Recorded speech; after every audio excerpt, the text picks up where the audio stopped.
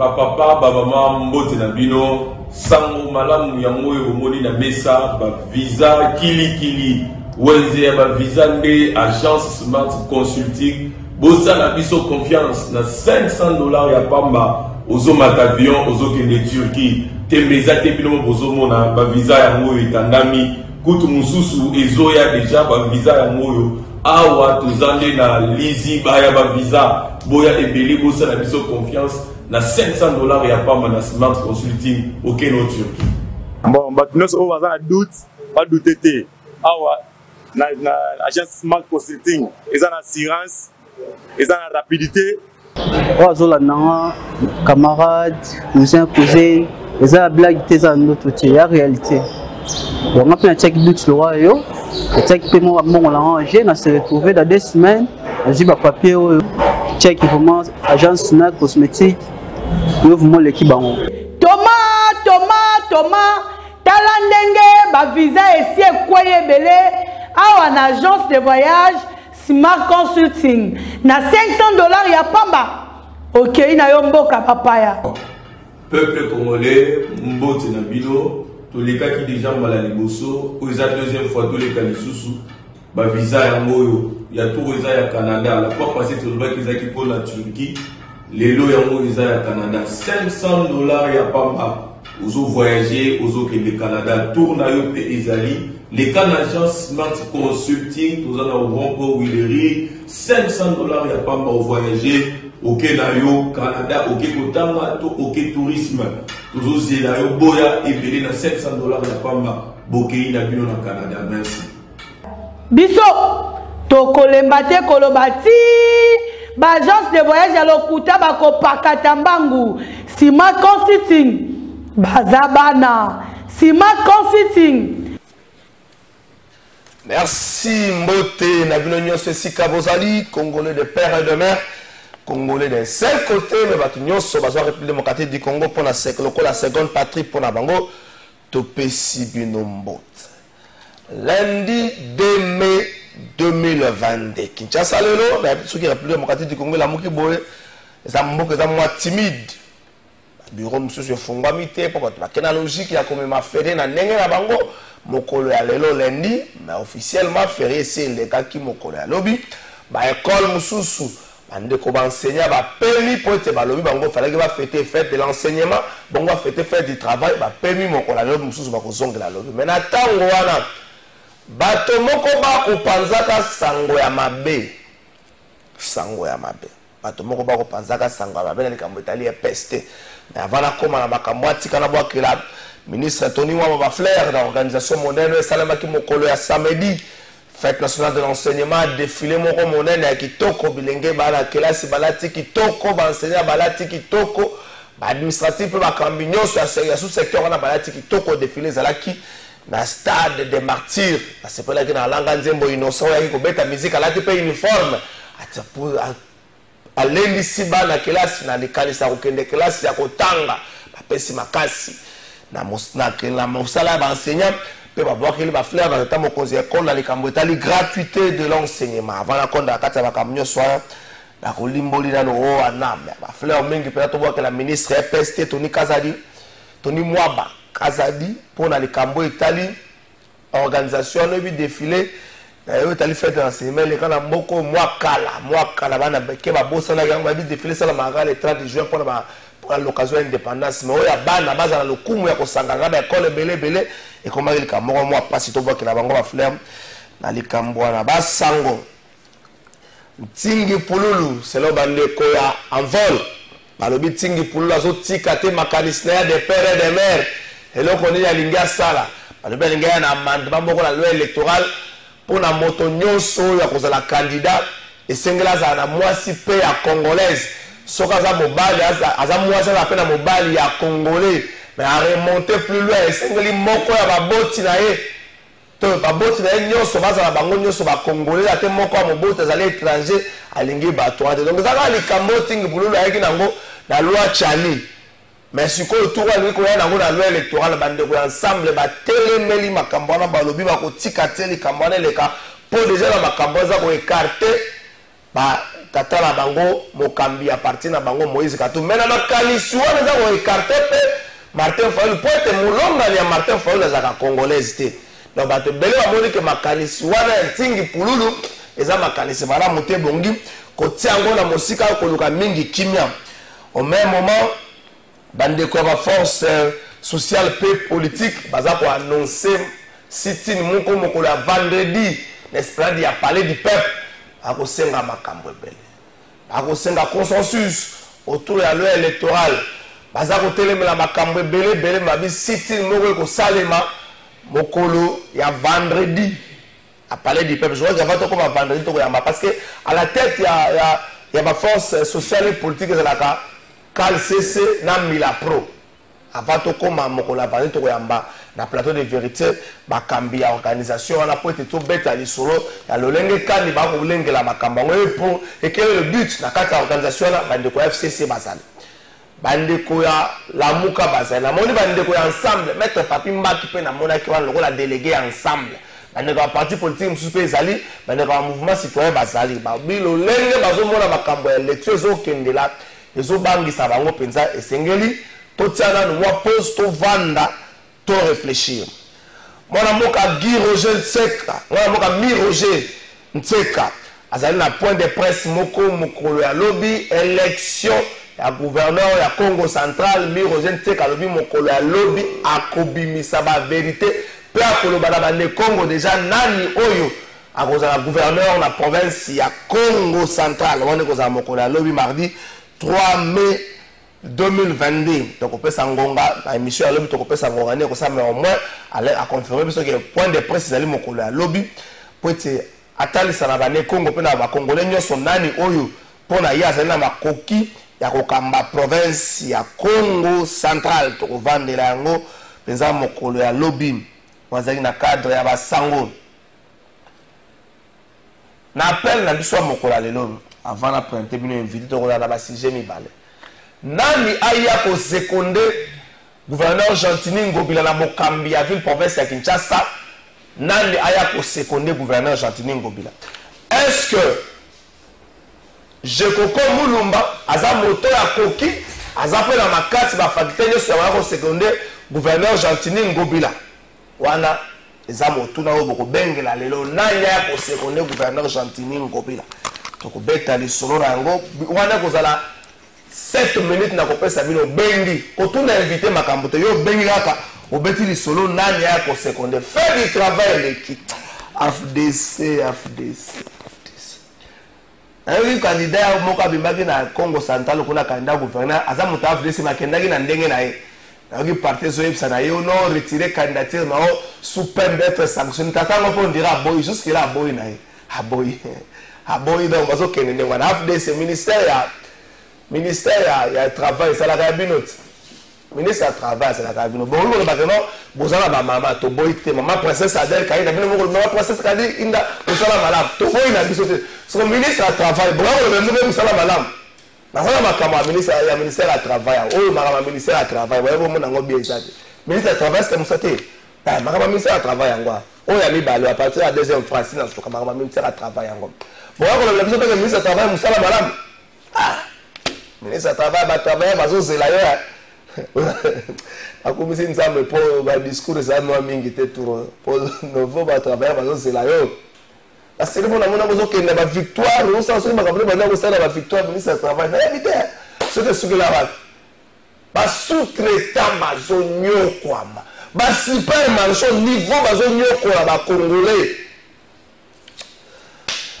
bande ko kenda ka Dubai na boy ko kipe bino na okipe bino semaine na Nicole Poche bande ko kenda ka Dubai bande ko so sa biso soni bande ko kenda ka Dubai ba porta soki porta soki ninyo bande ko kenda ka Dubai et puis on a mutabongo toutes ces personnes qui se font appeler influenceurs ou ceux qui influencent ninyo la plupart ba la tête vide et puis ba ça vraiment un problème la plupart j'ai pas dit ni bango mais la plupart on a bango influenceurs ou tiktoker ou ceux qui instagrammeurs ceux qui instagrammeurs ninyo bato nyonso wana bata ba problème mais dans quand kolongo na pesi yombota trésor à la fin na sepeli merci na invitation na yo bato ba yebisi ngai na ya ka mingi na plateau de vérité na bisaki bango mbongo ezalaka ngai te liboso nde bandeko ya pamba mais mikolo yo plateau de vérité matin na bapele tokuza mibale mpe kotuna yo oyebi okorépondre mibale kozala deux questions na bapele mais toza na démocratie normale non mais kosilika pourquoi so moto akotuna motuna na respect parce que omoni obengi na tongo tolamuki nde ololamoyo mosala moto moko afandi na ndako foto na motuna na politesse batelespectateur bapaza na vérité bafilaka te batunaka mituna na bango na respect pas problème na mama ya travail mama ndusi nakudesi mpe bokosepela na mosala azosala ndeko nanga problème ya kokamba mboka eza ya kosepela to te mosala eza problème ya résultat parce que ngai moko nazobeta mabako mingi nayoki na entra olobeli makambo ya ndenge basupermarché na bazonyo eza na ndeko moko baza na suba sous-traitance bamemi bango soki pa libani na société moko boye papa kuna bato bakokisi maintenant 5 ans baza ba journalier 5 ans na mobeko nini koloba te soki bamoni kolingi obanda koreklame bakomonaka motif o ntango yawa ozobenda makolo na se bima balongoli yo les Congolais souffrent nakokende mosika te po fo mpe nabi kozala makasi na babilo kwana kitaka na mosika te na plein victoire ngai nakoma wana kendeke na plein victoire pala condition bazoyokola bacongolais na propre mboka na bango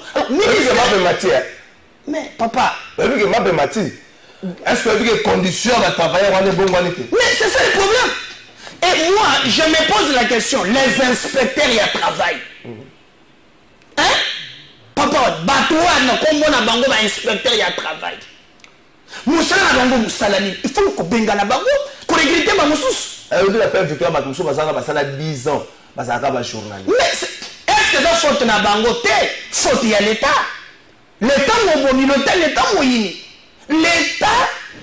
l'état zanan l'état li bato moko boye oyo to revêtir bango na pouvoir public togani tolobi papa bino topesi bino ndingisa bogeraka nkita ya mboka na biso bolandelaka mibeko potale notre vivre ensemble est la réalité mais konji matin makambo ezoleka il y a des choses oyo kosenga ba parti politique te ba courant politique te notre peuple bali na place la mutuara ya paix victoire on dit gouvernement banda kaya bana ba cop okokende kuna tisa que le pango ne s'appelle pas l'état oui bakango oui mais quand même là il y a un ministère ya babandi ko mbaki va faire social voilà parce que côté on est à l'école moi social kaka le pango nzage ya l'état tout le monde biso yo ce qu'on peut par exemple sur un rond-point où il est on a les champions et c'est le pango l'état foyer social voilà kuna bomuki bituma azolonga bino le problème est ça qu'on est to kolonga te faut ba congolais bayeba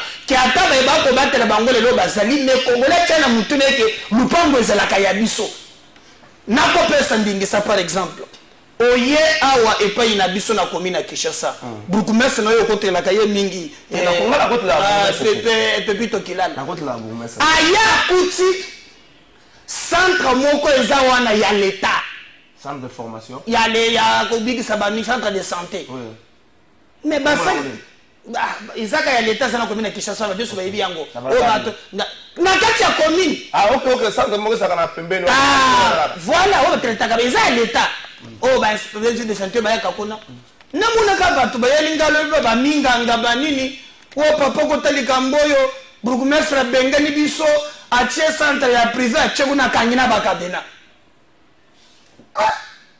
ezo sole toki ndisuko komona bakangina bakadena do ba l'état longoli l'état balongi ko monto musolo bakotisi na kati na komina Kinshasa na website yo dis-moi maintenant, si l'État, le monsieur est la catastrophe, non, baza ba particulier, ba individu. Mais l'État qui est censé prêcher par l'exemple, Trésor qu'à la faille, n'a choqué les sources. La fois passée, n'a eu ce qui est ok. Tozadi na école, n'a de bien école, place ba na batang ça. Le président de la République a lancé gratuité. Difficulté sans dégainer. bana bakoki kotanga te malamu te po bana baleki ebele na basale okomona salle moko eza na bana 100. Le problème n'est pas seulement que moi nazo kende classe, mais quelle est la qualité d'enseignement bazo pesa mwana wana. Est-ce que pour la classe ça suffit? C'est déjà un pas. Qualité maintenant d'enseignement mwana nazali kozwa. Est-ce que c'est vraiment important? Est-ce que c'est malonga? C'est très important aussi. Mais comment on est quand même à 200 300. Puis pas par exemple la commune de Kinshasa. Toza une école oyo na projet il y a 1000 écoles oyo ezalaka. Eza na Kabinda plateau. Ba réhabilitango. Matata ko toyer bacha bali bandaki ko tonga base bato so bali basikolie babuka yango tika na école. Gentili Ngobila. Gouverneur ya ville. Aya kamati tango buki bato na ye na Zando. Place bacha bango esate oh comme ça pour fanda provisoirement wa bochaka ba manzanza na mabai na école. Bana bazota mate. Bana mata mate. Kana fa ezana Kabinda plateau tinda caméra no? Tinda caméra. Tunanda na tanazole bana yo. Awa Kabinda plateau. Bozaï boem sabiso Kabinda plateau awa na commune de Kinshasa. Oki mambangu na commune Kabinda plateau. Bana bazota na suki sa o choqué.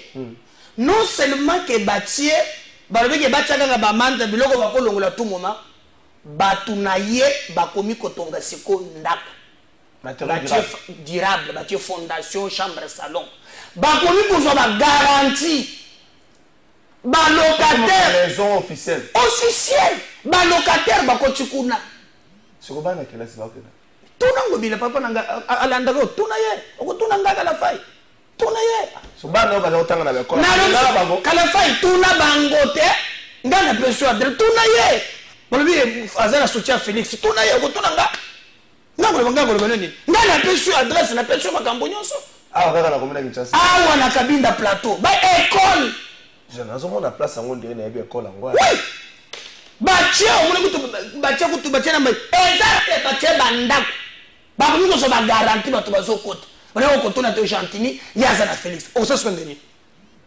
Nga ça sekondeni. Suba to ba ko kolonda nga papa ko na ko ndenge ba bigi yaza na Félix. Nga ko sala ni. Non c'est pas bon. Bato ne ah ba sala ko te ko ba na TV ko lemba. To suppose le pango ngo. Ah problème est ça. Mais biso bocha na mutu na bino ke to ko botola le pango wana. Eza le pango ya bana na biso batengela classe. J'entends là azaki makasi na yumbi azape makasi problème est ça. Mais le plus important, toujours comment l'État, j'ai pas de l'État, hein? Dans la qualité l'État, l'État qui est censé prêcher par l'exemple. Est-ce que Wane Fosa la Union sacrée bien fait cesser? C'est un autre le loco. Ce qu'on n'a pas moi comme kanga journée, fin victoire. L'État au TK yango, au tikela ministère affaires sociales, moi ndambu to koto wana au Sedagaka pour un temps récupérer ngo lisusu. Nazo tuna na ndenga mabeti na tuni kaka. Parti ole ko bakanga journée au TK yango to eza contrat moko boya session pour 2 ou 3 ans bakozongisa na bino. Poko to na ipa mashabana za ko sambela kuna et puis moko l'État yaka abengani bango sa batikela bana kelasi. Mais koto e bakanga journée za koto kuna bolo bakanga kote. Ah pe ba lobike ba congolais kuna bazo nyokwa. Li peso mata ba condition ya ba travailler ils ont bon ngwana. Inspecteur Kalafai, tourner langa muto na ba inspecteur ya travail. Maman ministre et pas ba libanais et pas ba chinois, ba inspecteur ya travail. Ba ça kani inspecteur ya travail pas ba libanais. Alors ça. Maintenant, yo zo kakawani.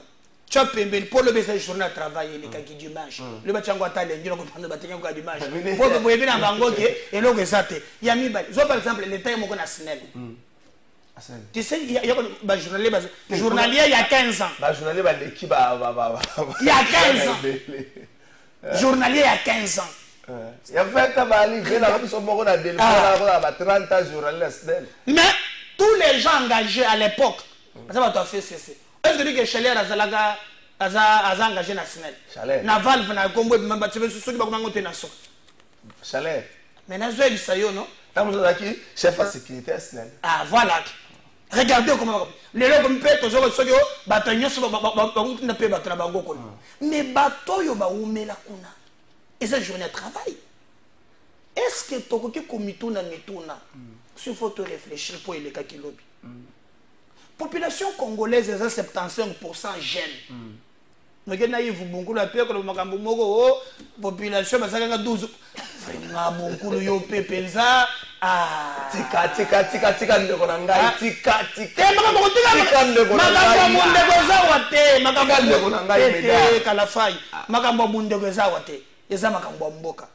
yo biso toza na bilenge yo depuis au sala di po ba bilenge na muna kaka o audience ba mi ba artiste ko média na muni ba mbaka soki ba trois jeunes boy. Qu'est-ce que c'est fou là? Nani na kaka kon. Aujourd'hui, on est estimé à 75% toza jeunes, non 90% au chômage. Qu'est-ce que le tas ça la capone pour créer emploi? Na on a la population na yo. Alors lorsqu'on a la population jeune, les avantages ya. Surtout que la population la majeure partie va qualifier. Voilà. Mais qu'est-ce qu'on fait pour donner l'emploi à la jeune rien? C'est ba yibi boye, ba sali boye, ba détourner boye. Et tout se résumé na ba groupe politique.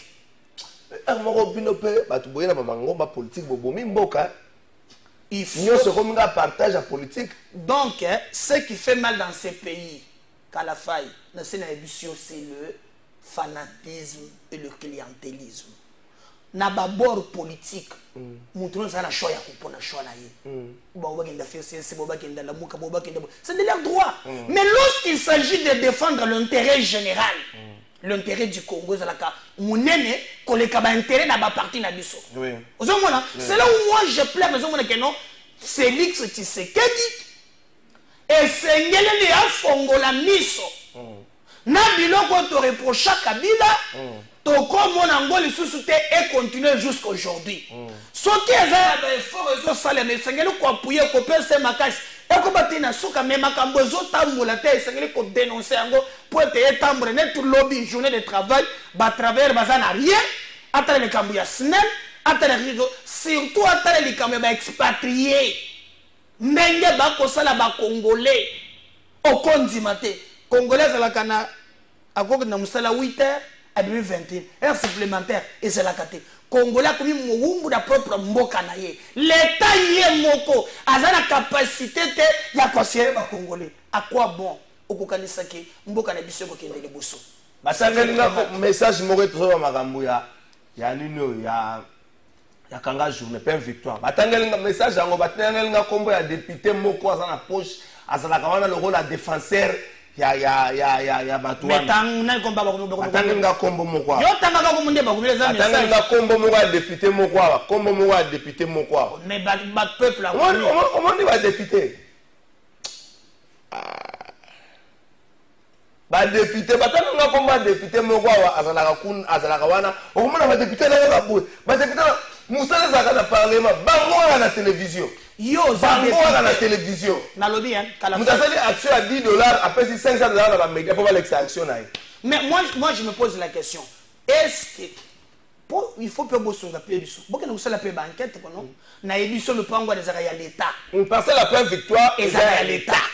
Ba yebisa biso na kala soki ezala kaso le fango vérifier pour il faut vérifier que non ba sala par mama waro mama ni mama azala kapé na par na ye na kati nde tozoyo te actionnaire ko na ba action mais le pango za l'état non na zo eleki na nzela wana te action eza ba action mais parcelle eza à la faille na zo ebisa yo pour beaucoup ko obtenir le pango ya l'état bongo monene wana. Et comment il y a eu implication, il y a la politique. Bakende batala. Lolenge nini bako Congolais kotaka kuna 8h. Abimi lobby na 18h. Bafutaka ye 6 000 francs. 5 500 francs par jour. Voilà. 5 500. Voilà quand la journée. Les inspecteurs, madame le ministre, s'il vous plaît. Bengale tous les inspecteurs à travail. Inspecteur à travail. Bino nana bino mikolo. Kanga journée. Kaka na poche na ye. Kaka kunate naba et pas ba libanais, pe bango. Et pas ba chinois, be bango. Les inspecteurs, on à vous, ben inspecteur de travail. Soki na koti na escole c'est la kapembeni ya face à scène c'est ça. Ko rabato ba ko yebele bele. Ba sala ba kamba ko ba bazo ba mendi. Nazo yebisa yo ba koko sa de l'autre côté, ba inspecteur ya travail. O batinda kabakende kuna.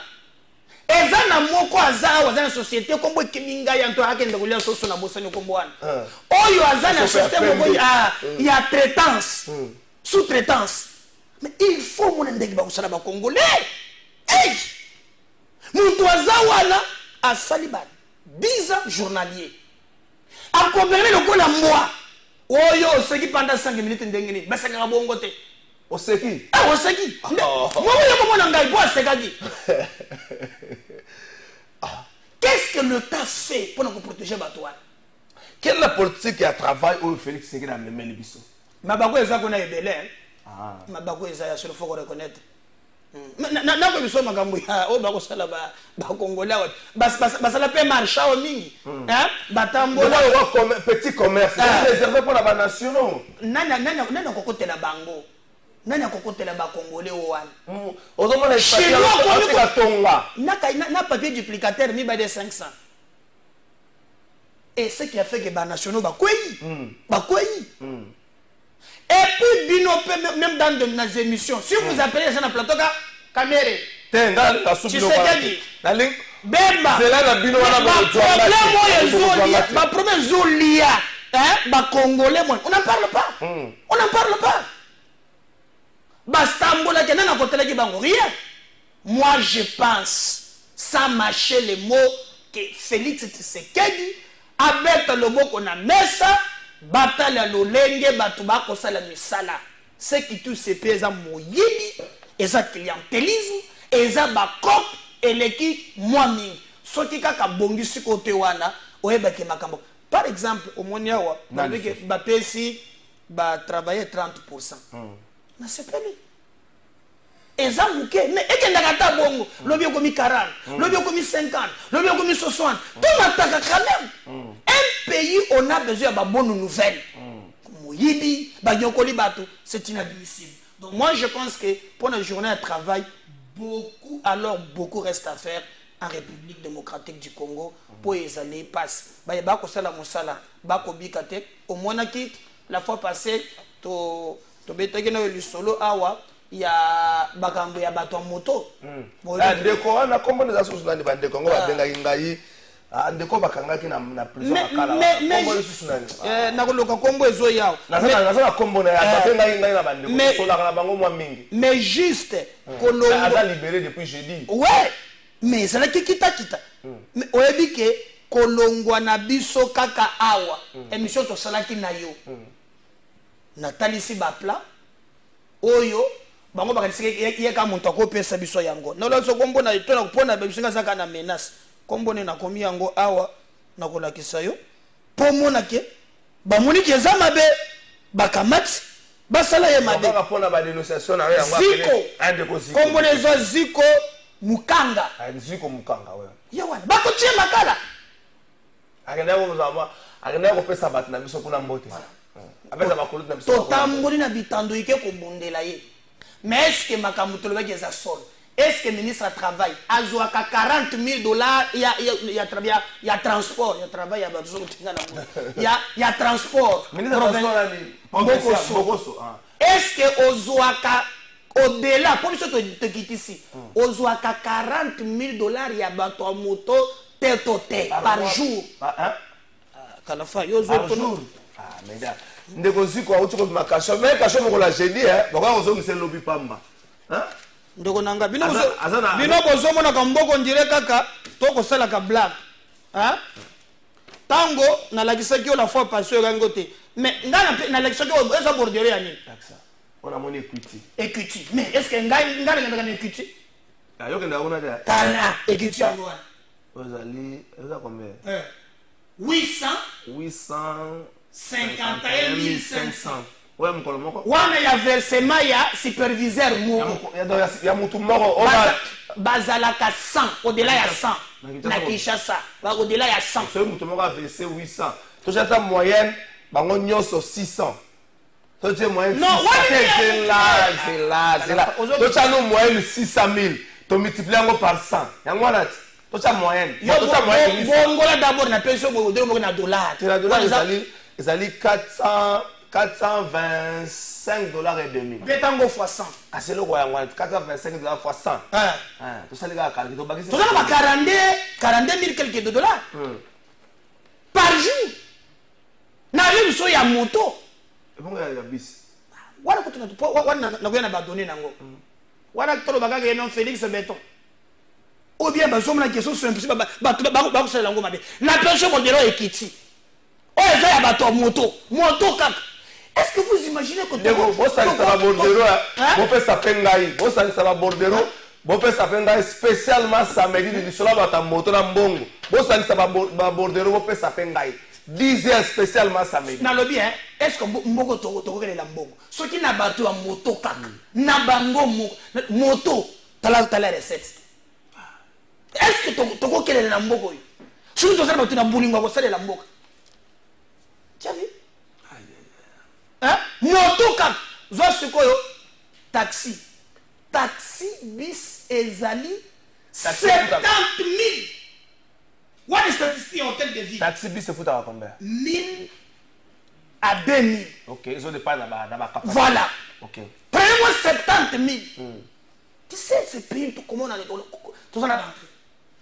Mais par contre, mutema mabe ndezo zo ngisamboko na biso sima tala ba komi nango ndenge ezali tala Kinshasa ndenge ezali okoyoka na sonyo okoyoka na mawa. Bonjour ndeko trésor ndeko invité à la raison pour na salle moko bana baza plus de 150 élèves, c'est Fabrice Bokolo. Bonjour ndeko trésor yebisa ndeko invité to sepelaka na ba idée na ye pour alobelaka biso peuple, c'est Richard Mouyiba.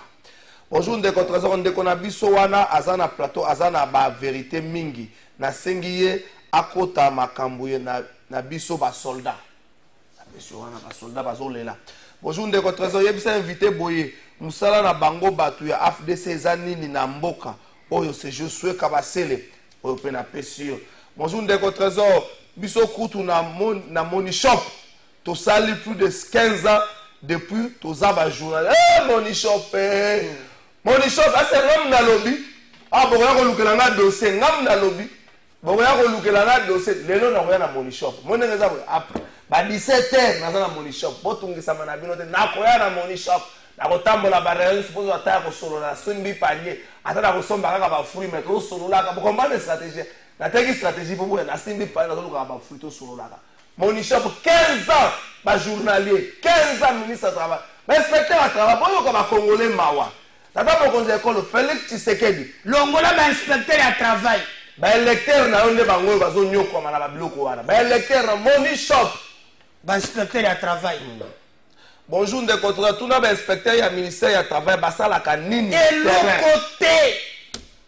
Bon, on dit même par exemple avant que Nini est remonté par ministre.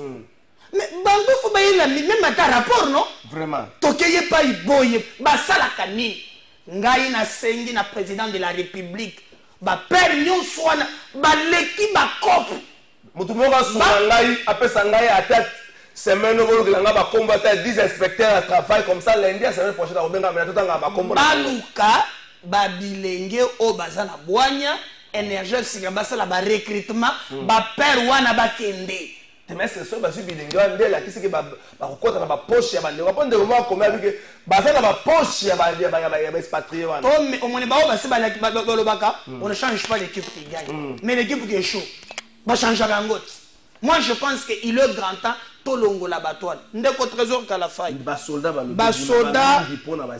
donc non, na lobelaka basoda mingi, mais na armée mbongo eza ebele. Je vais donner des révélations aujourd'hui. Comme va lober na ko. Ils ont pas yambula medar yambula. Qu'à la faille. Na émission de sous. Na ko défendre patrie et ça na couleur politique. OK. Oh AFDC, oh Congo en avant, oh FCC, oh la Mouka, Mboka et l'équipe de Konyoswan. Ok. N'armée mbongo eza ebele. Mais basoda ba okemba. Basoda bazo kemba pona nini? Ministère ya défense. L'État congolais atinda ba inspecteur. IGF armée. Ba format bango. Na soda moko baza au-delà ya 1000 mais l'état dépensé na moko $8000 pour la formation ya moko bato wana uta basilisa esengeli basala audit na armée basala kate nani suka bloka mais na biso ngana biso ba élément lobi na ko trampo za armée ko vite na pesi élément est-ce que ba kana armée zala kana musolo moko bimaka pona ration oui ration est obligatoire bazwa kate ekendaka wapi pona mokolo mususu dotation toyo babatie izini moko banga kosala bateni yao ok eloko malamu mais pourquoi police asumbaka teni asumbaka boti loka bourgmestre alemba yebisa nga lobi mwena commune alemba motaka wa police so basala bakota na 5 armes donc abi kulamo basala posa de intervenir na kulamo basala 5 armes soki déjà 5 babimaki nango fo bosela maintenant allez-y au vérifier au total Kalafai. Pourquoi les inspecteurs là, ministère de la Défense, a permis de travailler audit armé? Depuis Félix Saïe, Azo Tchambongo est l'armée. Azo Kindewa. Na Kinshasa, est-ce que nga na zepa na ngawan na commune na Kinshasa? Balgi singanda kumoko commune à 4 niveaux. Na mona kaka ba nini ya armée ya kete de magalo ya général. Okoki koto ndeba ndeba zotonga yango. Général bafuta kaye combien oyo ya kotonga ndako ya modèle wana. Mbongo ebimaka 70% tekala kana Kinshasa na ba bureau. 30% motokendaka na fond. Ce n'est pas moi, ba député dans l'Assemblée. Ouais, la commission de défense et sécurité. Bah ebisinga pe que ba généraux baza parmi bateau bazwaka. Alors bon les ngala peza ya makanta. Ba kwa kabilo que pas ba expatrié na niveau moko. Menga na mona jango mokolo mususu na Luapula na Prince Kasavubu. Chinois zoya sens contraire. Penser moko a télémisaye. Chinois téléma ba ya lungwa. Après quelques minutes kaka bochombo il est là. Papa, dès du pays pour escorter chinois bagenda na ye. Bozo ka sonité, ba sona na biso bozo ka sonité pour escorter chinois et à côté de la sens contraire. Mais je vous dis, moi je dis ça. C'est pour montrer à quel niveau tozali. Na mona ka bango ka ba tsaka loka na nzota ba congolais. Mobeko, tosa mobeko, yo, ko sala boete et pas ba chinois ba zana makokite. Armée yango mubana ba so armée. Soko tali na boulevard du 30 zone à Butulo Lenge. Bah expatriés va se comporter. On n'est pas contre eux. Bon comprendre. Tout ça contre Bangote. Bah c'est un peu la libertinage. Mon on a besoin de ça la passe. Soit bah libanais. Na pesa que révision des comptes à la fois passé. Bah la mosso comprendre qu'il est en bois d'habienté.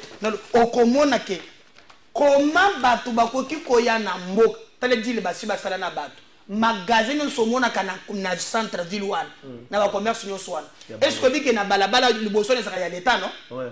Bakatela bango montant yoka montant il faut foutre na mboule 632 775 000 mais la région de compte ba tiata 1,4 ba expatrié ba boy na bango fouta to ba coopérer na bango mais comment est-ce que ba économie na babuti ya ba congolais sumba patente to ko kanga yo awa na talisina ba ya ba enje yango et l'autre côté l'État ça va. Nous comprenons. Bah Congolais, tout ça là, beaucoup de gens bah comme qu'on qualifier biso en Afrique. Avant donc na autant un message de gauche. Beaucoup de gens bah comme qu'on qualifier biso en Afrique. C'est un analyste africain. Azo mettre les solo à Kagame, mais à beti pe les solo à Congo. Beaucoup de gens bah comme qu'on qualifier biso en Afrique. Tout ça na moi soni wana, tout ça na moi soni. Congolais comment azo protéger expatriés. Mais ne connaît Congolais. Au moins les policiers sont battus. Tous à la moi Sony one. Tous à la moi Sony. Ils ont maltraité bande qu'on a vu. Ah, on a un message. Money shop 15 ans. Journalier 15 ans. Donc des fois ça Belgique malade nous a 2 semaines à perdre Moussala. Ngai na regretta oui que ça na to bande ko sumelo ko na pelle histoire bien c'est un Congolais. C'est un Congolais tikala na nini moko. Mais tu sais qui est à quoi Félix Alobaki a kosala ba Congolais ba millionnaire. Quelle est la politique il a accompagné ba nationaux FPI et ça la canine. Hein? FPI ça va. Et ça la canine. Comment on va école na Kasai? Tu comprends? Or, l'état normalement pour nous éviter ce qu'on appelle en français le fuite des capitaux. Parce qu'un Libanais qui gagne ici comme peu de victoire, à côté de là, moi je suis rien dans Liban, mais ceux qui sont congolais, bango moko, bakomi batu ya mongo, mongo ko circuler awa, et l'État a l'obligation d'accompagner ce qu'on appelle le PME, petites et moyennes entreprises. l'État a l'obligation de verser la classe moyenne. Oui, c'est la qualité de soutien. Est-ce qu'on a dit qu'il y a la faille? Économie n'a 80% à l'informel. Quelle est la politique que l'État congolais tient en place? Rien. Nous avons les camarades plein victoire na botika ngote funa ye ba parcelle on a plein victoire à Zwango ndengenini bande ko futa maka 5500 de 8h à 18h au lendemain 5500 na kotika makambo wana te ministre du travail tout le premier mai awat dimanche tout le premier mai so ba lobi bo ko tinda ka tof de so le camarade kenda ko so ki ba communicateur réunion ça ba kenda Maintenant, madame, casse, n'est pas fumée, il va au marché. Elle va lui téléphone. Aux autres journalistes, c'est un piètre. Ah, piètre, yo sala musani. Oh, c'est un yo sala musani. Donc, baluka la ville, on va au restaurant, on va vendre, on sala musani. Bon, on a bien mis ça travail. Bon, bien, ça 5e, 4e, 7e niveau dans l'immeuble intelligent. Bon, on a un peu ça, nous, ben, les baboyas vont défendre, mais les Congolais vont attendre. Tout le Congo, Africain, Kagame na Congo. Et ça n'a pas passé. Tout est Mais je dis, en tant que panafricaniste, on ne peut pas prôner le développement en assassinant, en violant, en détruisant ses semblables africains. Ce que Kagame représente à l'échelle africaine, quand j'entends des prétendus penseurs africains, des prétendus responsables politiques africains chanter les louanges de Kagame en disant que Kagame est un grand, Kagame est un géant, alors que c'est un des plus grands oppresseurs vis-à-vis de son peuple. Il faut voir comment le prolétariat rwandais est traité d'un côté, et il faut voir ce qu'il fait en RDC. Kagame est un cauchemar pour les Africains lucides. Un criminel politique, je le dis et je l'assume.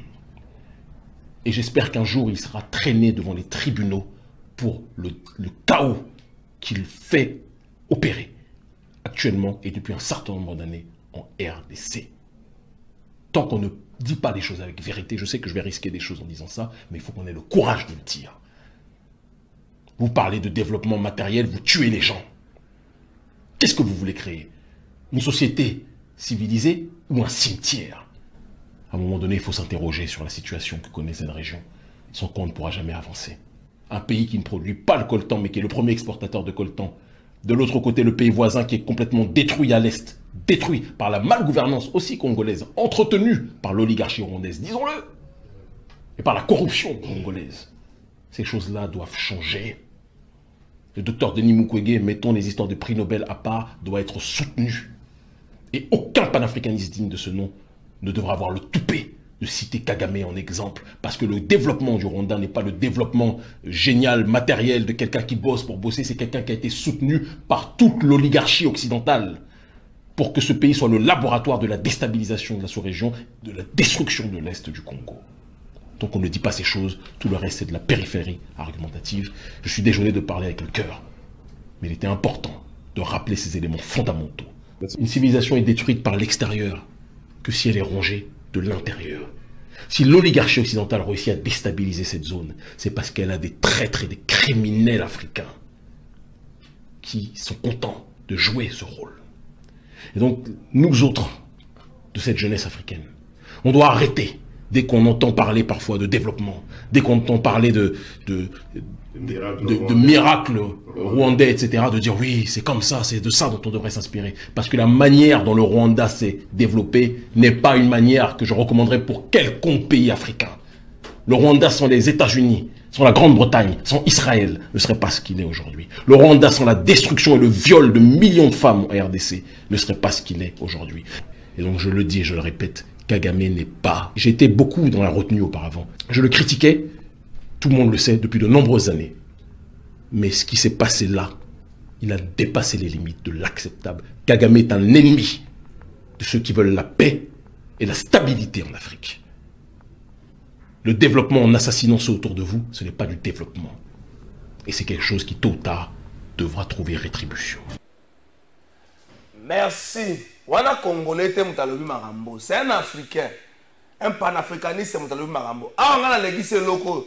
Et là, on a les bosso boko sala. Bon, ça.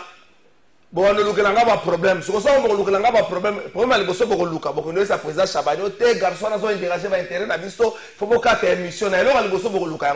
Et là, on a mis Luka, on a mis Mboka. C'est un peu Mboka, pour la gueule Mboka. Le roi n'a pas Simba Gabarou, n'était pas là que Mboka. Est-ce que on a le but que Rwanda a dérangé Bisso? Est-ce que on a le but que développement Kagame et Rwanda a eu que c'est plein d'angote? Parce que les fouilles à Makila, il y a un vieux la bande qu'on a Bisso, Kagame l'éternel. Petit frère à Jésus, Kagame yo possible l'âme, Kagame yo boirabo. Dans ma cause école, wana ba africain ba tozo cancela Kagame. Nena na lobiao. Tant on a conseillé ça pour benga président Chaban. Ces garçons commencent à nous déranger, ils dérangent beaucoup. Là il fonctionnement dans le lingue salada. Mais d'accord Kolongo.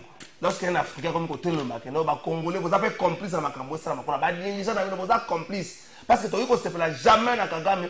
Aussi longtemps pays les producteurs à cobalt mais les lots a un premier producteur à cobalt. Il faut révolter bien. Dans la lecture mususu nga na monaka faute za Kagame te bisomo. Parce que ne voilà le peu faute za bisomo. Donc ngai qui nous empêche nous de nous organiser aussi. Na comme ça le comme la faille. Moi je suis pas dans ce qui m'a bazoli nga bayoka. État za la kanamite, état za état ya nini za kana ba intérêt. Si Kagame trouve que pour Rwanda Tongama, il faut qu'il ait tangao à Kotangisa. C'est nous, les Congolais, les Colombo, Canabiso. Nabadi, que nous, tous un moko historique. Fanfana Lobaki, Afrique, dans la forme de revolver, cachette et Zawad, Nazaïr. Quels sont nos dirigeants? Kagame Beti, Kagame Nyati, Museveni Tumboli, Bicho Tosala Kanini. Au lieu de nous organiser, Mouyibi. Quand les autres ont armé na Bango, Bisson armé Mouyibi na Mouyibi. Vous comprenez Kagame en quoi? Qu'est-ce que nous faisons? Papa, ce que Kagame a fait au Congo, il peut faire ça en Angola? Pourquoi? Pour éviter que Kuna Baza conscient, tout ce qui nous arrive, ce sont ces gens qu'on appelle les dirigeants. C'est normal, comment mobiliser le concert à Wenge. Mobiliser le concert à Wenge. Mais déjà, on a qui, semaine passée, le Kaguna Argentine, on a dit que n'a pas, n'a gibé. Au moins, l'autorité, mobiliser le concert à Wenge. Quand les autres travaillent, n'a pas ce exemple-là. Kagame moutoyer, ce qui l'État comme une bonne éducation. Bozu place à école botongi wenze. N'a pas ce école moko kabinda plateau. École, c'est Kagame. Ou bien c'est les plus dirigeants que nous avons. C'est là. Tant qu'il y a place on a l'église à l'État. Et c'est là qui OTCZ. Il y a plein d'histoires. Siège. Mais c'est bandou là la wana. Bah tu vas bien voir c'est là. OTCZ. C'est Kagame qui a donné ça aux Libanais. Bakambi na biso babatu mabe. Balingi mboka te. Na yebisu siège wana ya babis OTCZ. Bis c'est bandi ko za place. C'est comme il n'est pas libanais. C'est Kagame. C'est nous-mêmes. Les gens ne profitent que de notre faiblesse. Organisons-nous. On respecte. C'est là, nous avons la téléphone. Bonjour, Ndeko, ministre Tony Mabe, Tokomi Wapi, pour l'accord, il y a Mbouela 2 et 3e parler parce que beaucoup, parce que ma fouti, c'est yangote, na ndenge balaka ki bango, na tunaki, na cabinet ministre, les Camerounais ne sont pas les ma police, nous l'attendons, bâtiment va mettre l'islo, où il y a grève na niveau enseignement primaire, les Camerounais ne sont pas là. Avant ça, bon, il y a l'Assemblée nationale, avec ici ministre RPST. Avec ici ministre ya budget, avec ici ministre ya finance. Pour na batu na bango likambo ya mbongo oyo batu ba surveiller examen tena fait. Il y a 2021 o alinge da sala ba kele 16 millions likambo mbongo wana suki wapi. Po ba prestataire wana nanu ba futamité. Ba bengisi bango kuna tozo c'est la réponse. Ndenge moko pe na tuni makambo na cabinet ministre. La cabinet ministre a tout likambo ni zo sala makuna. Mais ba yebisi ngai blocage, ils ont un secteur MISAC. Blocage à niveau de primature. Blocage à niveau ministère, il y a finance. Blocage à ministère, il y a budget. epesa bimisaka mosoto soki botravaille epesa zwaka pesa ko la chaîne de dépenses bango nde bakolanda ti mosolo ebima mais soki basi bapesa ezalaka lelo zonga lelo zonga lobi zonga lelo zonga lobi zonga lelo zonga lobi na epesa na ngambo na bango asi basali bokolobaki non kagame moto azobloke biso mais mpona kofuta baenseignant eza problème mpona kofuta baenseignant zonga lelo zonga lobi nayebisa yo mais ministère ya finance azobimisa chaque mois 2,655,000 $. Pendant qu'on paie ça hôtel de ville pour baisser les kinobopet. Bon, il y a une révélation. On a besoin de l'eau. EPST, enseignant, mbongo côté ça bloqué là sur le ministère EPST comme des finances, budget et puis primature. Ça m'a beaucoup. Bon, si le ministre EPST ça m'a quand même. Il y a tika, bino botiaka pression. Ministre EPST botiaka pression. Botika ministre, mais EPST bino côté. Ah, on a vu combien? Dans le lobby, chaque fin du mois, pour la compte il y a ville ya Kinshasa. On décaisse 2,650,000 $. Pour la Kinobopet. Je vais demander au Kinois, Baye Bisanga na commune na Bango, place nini Kinobopet ezali. Na lobby chaque mois, la loi prévoit accord na Bango et lobby boy. Avant qu'on passe un bon ya moi moussous, et sengili ba évaluer total ce qui y a liboso et salamaki. Mais chaque mois, ba pesa ka 2,650,000 $. Tolingi Congo te bisomoko o eza makambo enyo sacré na fesse na mokato eza batu balingi mboka te ngai meda kankolongo na kotika na kimete na makambo boy na kotika na jamais kimia c'est que na vous la complice je peux te poser na biba na muki mazolo bawo mikolo yo to futa vignette bakutinda batu na nzela il faut voir honte yo boy ko futa vignette na lobia il faut voir honte zela. Bonjour ndeko trésor biso ba enseignant likambu yango eza nini pona listing ya mécanisation na pesi bino ba explication ndeko na ngai na pesi bino ba explication bandeko ba enseignant. Bonjour papa trésor émission ça vraiment kitoko makasi avec notre invité préféré c'est Mike Lokasa. Bonjour ndeko trésor na ba supermarché soki obeli po ozongela musala eza vraiment problème makasi surtout na kin marché. Bonjour papa trésor soldat qui ne marche pas benginga pena bato 5 il y a qui ne marche les inspecteurs du travail nazo kongola téléphone 2 minutes pour la inspecteur bokolonga ba inspecteur. Bonjour papa trésor soldat azaka kana teni moko pona musala yango soldat aza propreté na mboka oyo c'est Junior Nzinga. Bonjour ndeko trésor ba soldat obosana ba soldat bazo mona pasi makasi vraiment ndenge nini soldat akobunda la force nyonso c'est le baka. Ah, c'est le baka. Donc baka veut dire base de cam na soki na bourse sanité. Bonjour ndeko trésor ba général, ba généraux ce qui veut dire ba généraux ba comme ba patron na armée bongo ba soldat oyo ya molongo po akoma patron mukolo nini Benil Liaka. Bonjour ndeko trésor pourquoi ba paya ba komi koye ba pasi na mboka oyo président Félix azomona yango te. Nazo fongola téléphone 3 minutes kaka ya pamba. Pour ça ngeza kina tuna makamba ville à Kinshasa nani aya ko secondaire gentini ngopela mais nenga makamba travail matibino. Est-ce que l'inspecteur a travaillé basala na musala na Kinshasa? Est-ce que boyebi bango atana ba kombo soko yebi inspecteur a travaillé moko pesi biso kombo. Kokota makambo mususu te ko pesa explication te. L'inspecteur a travaillé basala na musala na mboka oyo appelle à liboso. Allô, bonjour Ndeko.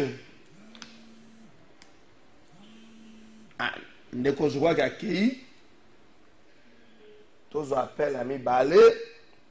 Ndeko, ce qui est oumeli. Tous allons obliger de ken na biso na nini. Est-ce que micro fongwa mi dan? Francis, micro fongwa mi. Allô, bonjour Ndeko. Allô? Bonjour Ndeko. Bonjour. Na Kinshasa, il y a un inspecteur à travail. Oh papa, c'est un travail, mutama wote bauta na mboka. Ikoma ko ebisa na bango na bakoti na bango. Ota iloko te na mboka na biso. Merci Ndeko. Appelle à liboso inspecteur à travail ba osala musala moko te. To ya mami balu etikalim. Nde bande kwa WhatsApp bozo nyoka mapo bato bazo kota na normal. Allô bonjour. Allô papa trésor. Bonjour Ndeko. Allô bonjour. Ah, na nalobi boye mais bayebaka mutu oyo azosala mosala nde bayebaka komone yo mikoni oyo tuna mpe inspecteur ya travail mais basalaka mosala te tokoyeba bango ndenge nini mais bango nde basalaka mpe ministère olenga nkoi ti lelo merci ndeko kata toyamba bandeko mosusu olenga nkoi ti lelo nini naye bokata merci ndeko dossier wana sensa tokosongela yango totika tokosongela dossier ya sensa toyamba avant dernier appel andeko akei appel à tout tokoyamba eza ya suka tosukisa baapel ya bawhatsapp bandeko ya biso ya whatsapp bazonyokwama bandeko ya whatsapp bazonyokwama appel moko ya whatsapp toyamba ngo kamba aya normal ekoti allo bonjour ndeko allo bonjour ndeko bonjour ndeko bonjour inspecteur à travail bazosala musala malamu oyebi ata moko inspecteur à travail bakosala musala malamu ndenge nini soki ye moko leta bakangi kamera azobimisi mpona merci ndeko tozobeta lisolo ya bakambo ba inspecteur à travail je crois que mpona lelo baapele esukisi ameda kankolongo ava nafunda bato tosukisa ava nafunda bato tosukisa natanga message moko to mibale. Bonjour ndeko Trésor, ministre Tony Mwa balobaki mbongo ya enseignant na mécanisation ya ba NI ekosala male 5 mais merci ndeko. Bonjour ndeko Trésor, je suis très content avec ton émission. Moi j'ai un dossier qu'une femme italienne joue avec les Congolais parce qu'elle avait des relations avec le régime passé. Invitez-moi, j'ai un dossier, c'est depuis 2012 que nous étions. Ah bon, c'est bon ndeko Tokobiongo na suka émission. Le italien, pas problème. Bonjour, ndeko Trésor. On a 15e rue Esika, Basalaka, Whisky, Zododo. Ici, nous combo na yango, Afron. Isa koto ya paroisse Kimbanguiste na 15e rue Poids Lourd. Donc, kuna kaka ba journalier, ba engagé, Basalaka te, Basalaka kaka 10 ya Pamba. Ba kotisa au moins 100 personnes, ba kotisa au moins 100 personnes par jour. Donc, esengeli l'État atala likambo. Ah, là, ici, de où ça la whisky. Et puis, ici, nous sommes la whisky, parce que vous avez engagé. Mais sur le problème, c'est quoi? Les mal aussi, c'est nos avocats. Au comment on a appelé avocat ya Batouana, même pour Nambo, le patriotisme. Est-ce qu'on dit que Chinois Niabotola, ils ont la matière Mogoyo, régime des os à la Kanango Maya. Oui, il y a un dossier parcelle chinois à Botola. Botoli l'État. Chinois à Botola l'État parcellement. Mais na c'est plein de policiers on a quand même va permettre que ba Congolais ba les Kawan. Elle mutema mabe. Le poste dit ça. Na conseil na ko bisa Jean Pini tinda bato na bokende ko buka banda kuna bino bozongi sambongo a garantie ya bato. Bo libérer école na Kabinda plateau. Ah, on a filmé. Oui. L'objet n'a filmé. Filmer papa Otala.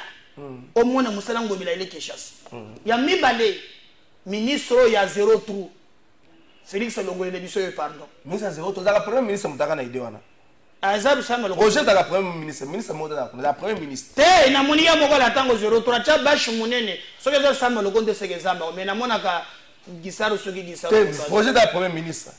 Botala ndenge bozo tia embouteillage oui les riwana pour fongola nzila wana batu badeka mais pour minute nanga esili na ibise ba motard nyonso bazala na kimia bateko ko mwana passe mbongo ba komela bango tokolandela yango assemblée provinciale ya Kinshasa ekosala musala ndenge longo banite maye nyonso basalaki ekomona na te ekomi makambo ya batuite ya économie $40,000 bakino boye bake ezambongo ba moto bafutaka par jour côté mona na kiyeba na kate na o ba taxi bisu ba pesa ka tukulandele le kambwana tira suka.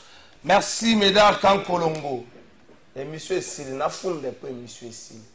Pour makambo to lobia Moni Shop kin marché SK basala ka zedodo kanga journée ba engagé bazala kate na funda.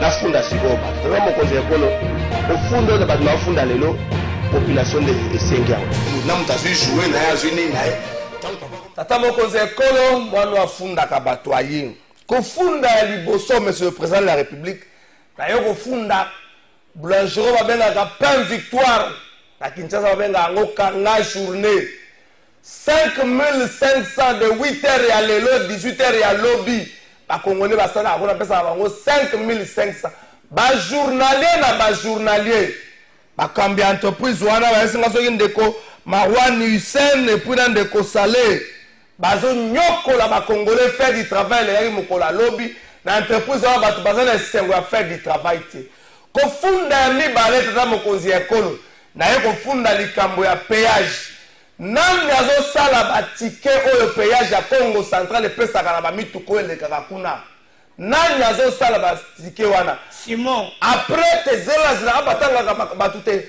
après état de lieu ya coordonnateur oyo batiaki ya sika Roger Ntseka basalisi ete batike efeyebanaka te nani moto asalaka yango surtout bapéage na banzela 4 bapéage frontalier eza mwa pasi moto asalaka yango ebaka nani sikoyo mbongo ekotaki oyo ekotaki lobo oyo okota lelo ezoyebana te ministère de finance provinciale a rejeté responsabilité gouvernorat a rejeté responsabilité moto bapesi bokambi ya coordination ya bapéage ayebi yango te azocomprendre yango te ndeko Roger Ntseka alors tata mokonzi ekolo péage eza frontière presque surtout bo eza kati na kozanga kocontrôler makambo wana conséquence nango munduku ekoya kokota ça peut mener à Kinshasa. Conséquence d'ango, makambo mabe koleka. Kote wana bo veye nango malamu, poza likambo moko apasi ko funda lelo esi.